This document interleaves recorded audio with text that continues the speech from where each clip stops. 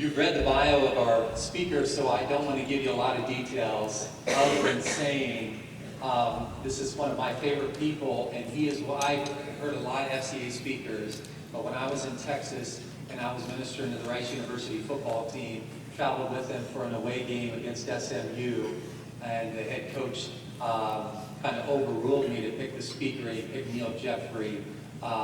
I said, who's Neal Jeffrey? And I've never asked that question again.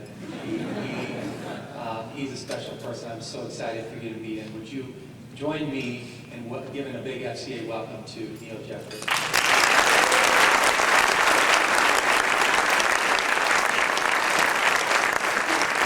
Hey, thanks. I'm honored to be a part of this. I am. I've been involved in FCA essentially all my life, and I love FCA. I love what it stands for, what it does, and also what it did in my life, and I'm going to share that in a minute. Before I begin, I need to warn you something about me. This is obvious, you're going to notice this, but I happen to be a stutterer.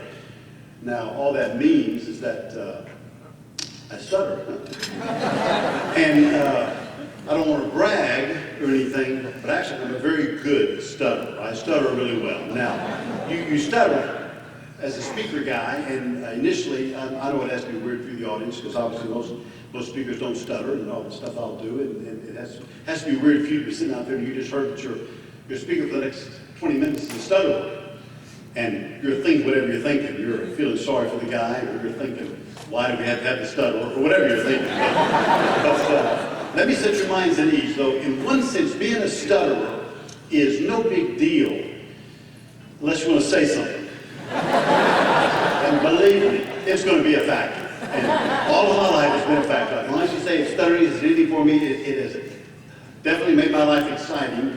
And that I never know in this situation I'm in if I'll be able to say something about it. And believe me, I've been in thousands of situations all my life. I've had something to say, wanted to say it, and just had an exciting time trying to get it said. I mean, it affected me as a kid, as a little guy. Now, I don't stutter as well as I used to stutter, but as a kid, I was a great stutterer. I may have stuttered as well as anybody's ever stuttered. I'm not sure if they keep those kind of stats or not, but as a kid, I couldn't talk, couldn't say anything. Couldn't say my name, couldn't say hello, couldn't talk on the phone. Like I'd be at the house, our phone would ring, and every once in a while I'd try to answer it, and I'd pick the receiver, get started, control the stuff, couldn't say, I'd just hang up on them. Through school, it affected me all the way through school. I mean, reading was a challenge for me. A speech class was a major adventure for me.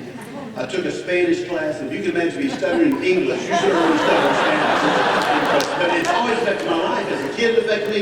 As a student, also as an athlete, it affected me. Now, I played football and happened to be a quarterback. Now, most of you know that normally a guy that plays that position, usually you need to be able to talk. You got to call the plays in the huddle, you got to say the touch the line of scrimmage, you got to change the play. Of course, all that always happens in highly stressful, time-sensitive situations. Well, for me, it was just always exciting. Now, in high school, when I was in high school, all you were allowed in the huddle, time-wise, to call a play and get everyone in the line of scrimmage, and the ball, of course, was 25 seconds. Well, often 25 seconds wasn't enough time for me to say all the stuff I had to say and stutter too, so we were constantly having situations. I'd be in the huddle, calling the play, I get stuck, start the stutter, 25 seconds runs out, referee throws the flag, so we lose 5 yards for the late game. So I'm causing us a lot of yardage. So my coach devised a system whereby if I was on the field, I never had to say anything. And we did that in the huddle. We had a split in and always stood right beside me in the huddle. His name was Steve Thomas. Steve said every play for me in the huddle. He said the formation, said the play, said the snap count, this really great. So basically, I didn't have to do a thing in the huddle. Steve said everything for me. In fact, my coach has said, Neal, you just be on a knee in the huddle, kind of act like you're doing something. But he said, don't open your mouth, but it just confuses everybody. So Steve, everyone in the huddle, we break the huddle, hustle up to the line of scrimmage, and once we reach Steve, line of scrimmage at a fullback, he always lined up right behind me in the I formation. His name was Stu Crawford. Stu would say all of the huts for me at the line of scrimmage. And it was so unique at the start of every ball game, just to watch that initial reaction of the defense when Stu would be saying those huts. Of course, you can't even see him, he's in the stance, and I'd just be smiling, kind of sitting there. Nobody knew who was saying those huts or where those huts were coming. But it's always affected my life in just only every few minutes. But I just want you to know that I do stutter. So when I stutter, just wait a minute, because something is coming. Here's what I want to do tonight. You know, I've been an athlete, loved sports all of my life. I mean, that's all I want to do is be an athlete. Got involved in FCA, trusted Jesus Christ as my Savior, changed my life. In fact, now I'm a 60-year-old guy, looking back over my life. The greatest decision of my entire life was the decision I made to follow Jesus Christ as my Savior. Nothing has impacted my life as much as that. Nothing's impacted me, who I am, how I live, where I'm headed. And the fact is, I realized after all these years, hey, God's got a plan for my life. He's got something He wants to do in me and through me. That's incredible. But as a kid, I had no idea how it was going to happen. What I want to do with you, just in a hurry, here are 4 things I got through FCA, through a coach, that powerfully changed my life. Here's number 1. I heard something from a coach. That changed my life. You know what I heard? I heard this. Of course, I heard a lot of things, but one of the things I heard was this. Neal, you can't do this. Hey, son, I believe in you. You can be a star and a champion. Because see, I was a stutterer. Now, I've got 1,000 stories about stuttering that are funny. I mean, I can say it for an hour, but you know, as a kid, it wasn't funny.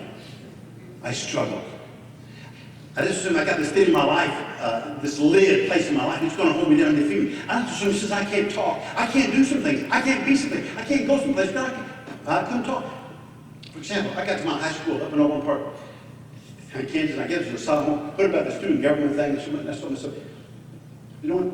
I didn't be involved in student government. I've been involved in sports, you know, I had those relationships. Maybe I should branch out, meet some new people, have some new experiences. Actually, it was my dad's idea, but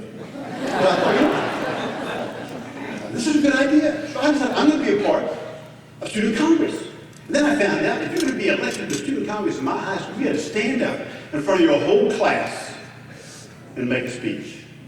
As a sophomore in high school, I was such a good stutterer, I couldn't say a silent prayer with that stutter. Much less speaking in public. Here's something I wanted to do, would like to have done. I didn't think I could, so I didn't even try.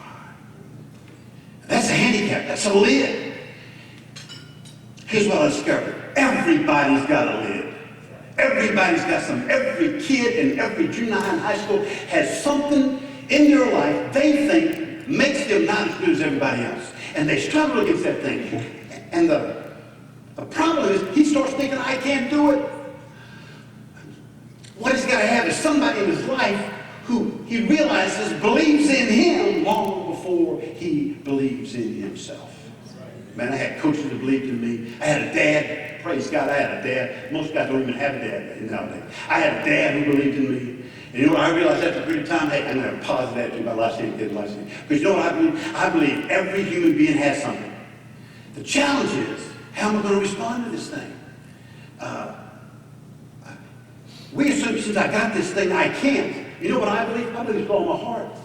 God allowed things in our life not to hold us down and defeat us. God has allowed some things in our life to actually make us even greater. In fact, James 1:2-4 says this. Hey, consider all joy when you encounter various trials. Get knocked down. Have some lids placed in you. Be excited about it. Why? Because the testing of your faith produces endurance. And let endurance have its perfect result, that you might be perfect and complete, lacking in nothing. Seems to be saying, if a man or woman wants to be perfect, complete, lacking in nothing, the only way you get there is through knockdowns, through lids, to realize, you know what? All of us as coaches, we know, hey, every kid gets knocked down. The challenge is I'm getting back up. Have learned something, have experienced something, and then it's going to make me even greater. You know, a stutterer is so ashamed of his speech. I stuck all my life. I've been so ashamed of most of my life. I've been so ashamed of my speech. My number one, a stutterer's fear, a stutterer's greatest fear is having someone see him stutter. Because the stutterer is ashamed of how he looks. Because he makes all these faces. I mean, I've seen myself inside down. He's also ashamed of how he sounds when he speaks. Because he messes up the words and never sounds right. I mean, I hate hearing myself on tape. I hate it. It's awful to me. For most of my life, my number one objective in life was to hide the fact that I stuttered. You know, the only way you can hide that fact is never talk. I never talked. You couldn't drag it out of me. I never raised my hand in class, say I know the answer. Never would stand up and say, hey, here's what I think about that. Never stood up and said, hey, this is my conviction of what I believe about this thing. Never. Just always sit in the back, sit down and shut up. I get to Baylor, some things happen in my life that actually involved my call to preach. When I realized, you know what? I got something to say. And I'm going to stand up and I'm going to start talking even if everybody laughs at me. And they did sometimes, and they still do sometimes. But I said, here's my point. My whole life changed, not when I stopped stuttering, because I still stutter. My life changed, and my attitude toward this stuttering changed. And I realized, why does this have to hold me down? Why can't in the end this make me even greater, to bring honor and glory to a great God? Because the fact is, stuttering is huge, but you know what? God is greater. And God can do anything with anybody. There's this Tim. You know what Cicero said? No, I'm not exactly sure who Cicero was, but he was one of those one-name Roman guys. When I went in school, when a one-name Roman guy says something, you listen to what he says. Cicero said, the greater the tragedy, the greater the triumph. You know what? I could stand here for an hour. Give illustration after illustration in the world of sports, the men and women who got knocked down, who got defeated, came back, were even greater. In fact, one little quick story, real quick. 1939, a guy stands at the 50-meter rapid fire pistol competition in the World Championships, 1939. Who wins the gold medal? Everybody assumed he won the gold in the Olympics in 1940. But there's a war in 1940, so there's no Olympics. He's a sergeant in the Hungarian army, and one day, in a battle, Hamlet blows up near his right, shatters his right hand, loses his right hand, blows up his right arm. He goes home after the war, he's suppressed. Everybody assumes he'll never shoot again, never compete. He struggles. I've read the story, it's fascinating. Also, one day he says, you know what, I'm coming back. This is who I am, what I'm doing. He gets his pistol, he goes out in the woods of Hungary, teaches himself how to shoot all over again, uses his left hand, less dominant eye. Shocks the world, shows up at the 1952 Olympic Games, 50-meter rapid fire pistol competition, uses his left hand, less dominant eye, wins a gold medal, sets a new world record. He does it again in the Olympics in 1956. Every Olympic book you can read that mentions great Olympic champions always mention the name Kerry Talkoffs. You know what? That's true in sports. You know what I realized? Through FCA, through life, through living, you know, that's true in life. Paul had a little thorn in his life. He said, Lord, take it away. God said, hey, I'm not taking away. You're going to discover my grace is enough in your struggle, and you're going to discover this. My power is made perfect in and through your weakness. You know what I realize now? I got something. It means I can't do it. The fact is, every human being needs to realize, you got something. The fact is, God wants to do something so incredible in your life and through your life that the end result is you bring honor and glory to Him. That's really what He does in you through. I've heard something. Here's the second thing, real quick. You know what else I did?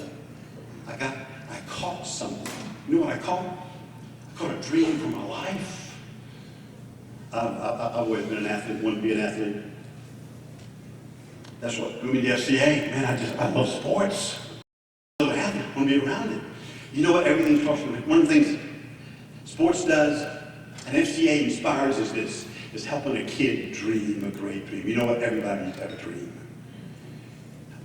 You got too many kids who just all those gifts and abilities and talents and so much potential, so much stuff, and they're just aimlessly going through high school with no direction, no passion, no vision of who they can be. You know what? You get a dream, and that dream gets you, won't let you go, sticks to your soul. The dream. I wanted to be I dreamed about being a quarterback. Always wanted to be a quarterback. I dreamed about being a quarterback at Broadmoor Junior High, Shawnee South High School, Baylor University. Wanted to be all conference at Baylor, all American. Wanted to be in the NFL. Wanted to be all pro. I dreamed about being in the National Football Team. I dreamed about being the greatest quarterback that ever lived. Fell a little bit short of it. But you know what? Hey, I'm not sure I get as far as I got. I didn't have that dream. Man, being around athletes and coaches just inspired me. I'm going to dream something great in my life. Life's too short to spend it, people, doing anything but something great with your life. I read one story. I love the story. I read this in 2 Olympic books. 1920, fastest man in the world was a man named Charlie Paddock. He just won the gold medal in the 100-meter National Olympic Games. Of course, that guy's always been the fastest man in the world. He comes home to America. He's a national hero. He's making speeches all over the nation. He makes a speech at East Tech High School in Cleveland, Ohio. In that speech, he makes a statement. He says, who knows, there may be an Olympic champion in this room today, but first you gotta have that dream, you gotta have faith, you gotta work hard, you gotta believe. Well, he finishes his speech on the side of the stage, answering questions, signing off. Guess one of the guys walks up to him and says, Mr. Paddock, I want to be a Olympic champion like you. He looked at him and said, you can, if you dream, you can do this. That kid from East Tech High School, Cleveland, Ohio, 1936 Olympic Games in Berlin, he wins 4 gold medals. One of them was in the 100-meter dash. He's a fast man. His name is Jesse Owens. He comes home to America. He's a national hero. He's in his hometown of Cleveland, in a parade, in a convertible, going down Main Street. A bunch of kids rush the car. They stop the car. He's signing autographs, talking to these kids. One of the kids in that group around that car says to Jesse Owens, Mr. Owens, I want to be an Olympic champion like you. I love this about the story. Here's a big-time world-class athlete. Stops this world for 5 seconds. Looks at a snotty-nosed kid from Cleveland, Ohio, and gives that kid his dream. You know the things I love about character coaches, FCA guys, coaches? They realize, hey, I'm stopping my world to invest in these athletes. He said, son, you can do it. If you dream, you have faith. You can do it. Well, this kid was so skinny, everybody called him Bones. Bones was all the way home until his name. Just like Jesse Owens, 1948 Olympic Games. Man who was the gold medal, 100-meter dash, fastest man in the world, from Cleveland, Ohio, is a man named Harrison Bones Dillard. Something about me, you know what? I had a dream. I wanted to be a quarterback, throw touchdowns. You know what I realized after that, though? Hey, God had a bigger plan for my life, far more than just being an athlete. He wanted me to preach the gospel of Jesus Christ. He wanted to make a difference in this world and with my life. That's the fact. Hey, to help every kid realize God's got something so. Maybe it is being an all-pro quarterback, but more than that, He wants to use you to make a difference in this world for Christ. I heard something. I caught something. Here's the third thing real quick. I got to hurry. Third thing is this. I saw something. I saw something in a coach. It changed my life. You know what I saw? I saw a man who was living life well. When I was a kid, like I said, I've always loved quarterbacks. I've always wanted to be a quarterback. That's what I do. I love watching great quarterbacks. My all-time hero quarterback was Johnny Unitas. Of course, I love Roger Staubach, Bart Starr, those guys. But when I was a kid, the coolest quarterback was a guy named Joe Namath. Coolest guy just about ever. I mean, he was tall, 6'5", had long hair. I mean, he looked so cool. I mean, everything about him. He looked good in his uniform. That's all that matters. He looked great in his uniform. He'd take a snap, he'd drop back 15-yard step, and he'd do this. I saw this on TV. He'd be in the huddle. He'd call the play. He'd break the huddle, walk up behind the center, stop behind the center. Then he'd look around. Then he would do this. He would straighten his shoulder pads. He'd go like this. He'd go. Then he'd get under the center. I saw that and I thought, that's the coolest thing I've ever seen in my life. I'm an 8th grade quarterback. 8th grade. Next day I'm in practice. I call the play, right coach, walk out, stop behind the center. I'm looking around. I don't even know what I'm looking at, but I'm just then I do this. I saw in Sports Illustrated a picture of Joe. On his left hand, he had these, of course, his right hand, left hand. He had a skinny piece of white tape around this knuckle. And when I saw that, and I thought, that's the coolest thing I've ever seen. So next day, man, you're some tape, cutting the football, got a short practice, and everybody said, hey, what's wrong with your fingers? Some of the right. Hey, there was a time in my life, as most kids, I'd given anything to be like those guys. Who they were, what they did. I'd have traded places with them in a heartbeat. But you know what? As I lived, I learned stuff about life, about living, about marriage, about family, about all kinds of things. You know what? I realized I didn't want to exactly be like so many of those guys. Because sad to say, so many of those guys did sports well, they just didn't do life well. You know what I realized? I wanted to be like my coach, Grant Taft. High school FCA guy, Bob Geis. Junior high, Bruce Baird. College, Bill Hicks, Dal Shealy, Cotton Davis. great coaches, great athletes, but men who love Jesus with all their heart, soul, mind, and strength who would do life. You know, somebody made this statement. I don't know who it was. Somebody said this. The only thing God can use to make a man is a boy. Where does a boy learn how to be a man? He watches a man be a man. Sad to say, in our world, most boys don't even have dad. FCA has always been crucial in our society, never as much as today, because in most kids' lives, the only man, the only woman, the only significant adult in their life that cares about them is their coach, is that FCA guy who they see and they realize, you know what? It just shows them this is how life ought to be lived. Shows them a whole new way to live, a life committed to Jesus Christ.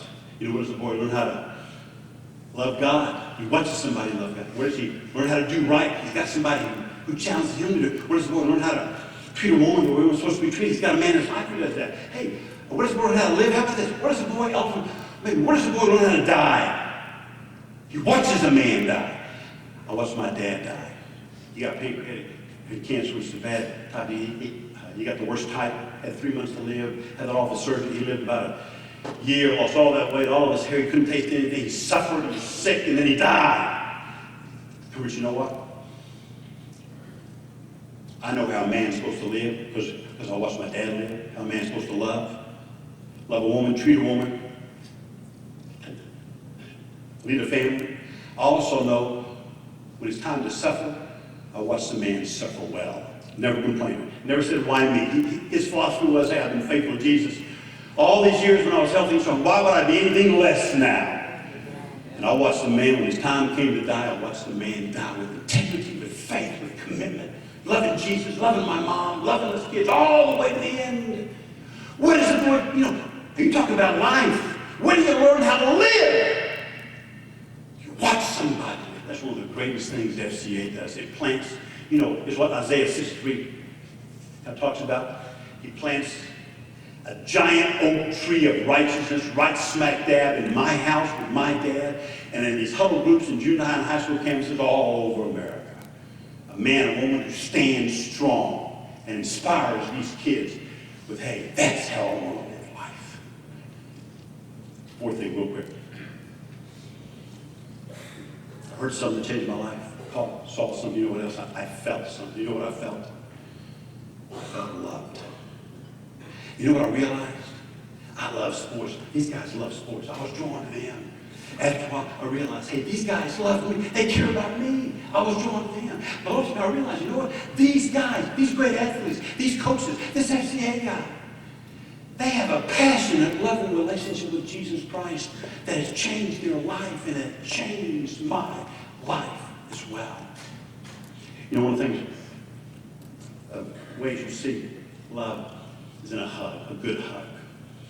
Man, I saw Kerry today, I gave him a hug. I saw Donnie D, hadn't seen Donnie in years. Loved Donnie, when I saw him, I gave him a hug. You know why? Because words just kind of, I'm not smart enough to say what I want to say. But you know, a hug says it. One of the things my dad did well with us boys is he loved us. He hugged us. I played football. In fact, I've always been a Baylor fan, Baylor University, which means I've suffered all my life. Until these last few years, which have been awesome. In fact, what's happening at Baylor shows that, hey, it's a sign of the end times. Jesus is coming back soon, so be ready. But I've always loved Baylor. Now, if you're raised as I was loving Baylor, you were also raised with a real strong dislike for the University of Texas. Just because Texas beat us in football every year. For 17 years in a row. My whole growing up life, they dominated Baylor. Brian Dean used to play at Baylor and play against the University of Texas. Well, my freshman year in 1971, Texas beats us for the 15th year in a row, 44-7. My sophomore year, 1972. They beat us from 16th in a row, 17-3. My junior, 1973. We played in Austin, Texas. I'm talking Memorial Stadium. I'm talking 87,000+ people. Great place to play. Texas scores in the last 7 of the game and beats us 56-20. 17th year in a row. Now I'm a senior in 1970. We're playing away. We're having a good year. We're playing our stadium only was about 48,000 people. We jammed about 54,000 on the third play of the game. I threw a pass to Split. He catches my legs. He goes 57 yards for a touchdown. We're ahead 7-0. I'm not sure if we had led in 17 years, you were ahead. Because everybody's thinking, maybe this is the year. Well, the rules are emphatic. If you score, you have to kick the ball to the other team. Well, they were in the wishbone back then. They're huge. They take the ball. They just methodical. And march until they score 7. We the ball, have a good drive. We have stuff. We got to punt. They take the ball. They methodical. They score 14-7. We the ball, have a good drive. I throw an interception. As I remember, it wasn't my fault. The guy ran the ball. They score again, 21-7. We get the ball, have a good drive. We stop before we punt. They take the ball. They drive. When we find something, they kick a field. It's now 24-7. Texas is ahead, and it's halftime.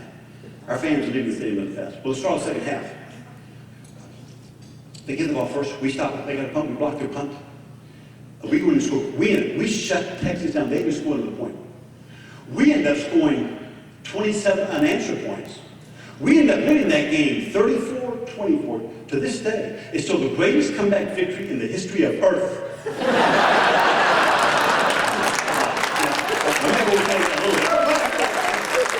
me, it was my best day ever as a quarterback. I was a Sports Illustrated officer back in the weekend of that game.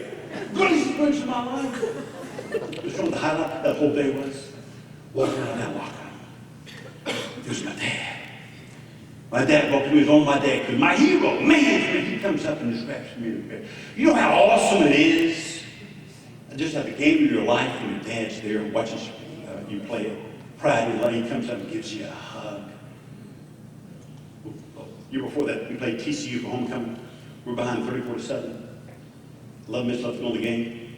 We started an amazing comeback, scored 3 touchdowns. It's now 34-28. We're still behind by 6. But if we could somehow score it, we could win this game 35-3. We get the ball with a minute and a half left. Sort of an amazing drive. Just, I had passes going all down the field. Actually, on the 15-yard line, going and score. 27 seconds left. I threw a pass to a guy on the flat. He catches the ball on the sideline, and the film showed after the game. If he had just turned up the side, he'd have walked in the end zone and we'd have won the game. But for some stupid reason, we're still in counseling for this. He catches the ball. He breaks in the middle. He's tapping in the middle.